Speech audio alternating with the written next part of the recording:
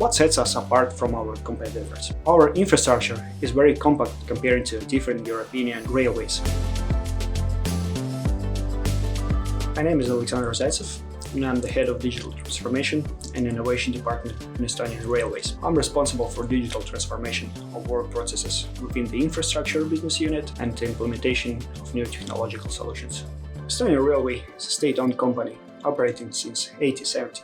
We ensure smooth operation, management and maintenance of the railway infrastructure and efficient traffic management. We enable railway passenger and cargo transport in Estonia. The company is also responsible for development of railway infrastructure and acts as a partner in solving cross-border issues and settling on standards.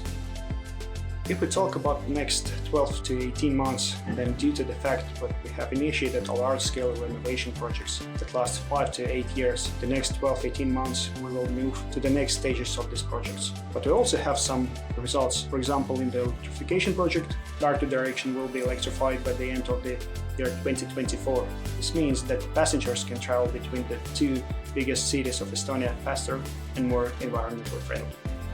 My core message is that the sooner we start gathering data in a structured way, the easier it will be to implement new projects, as well as make better business decisions.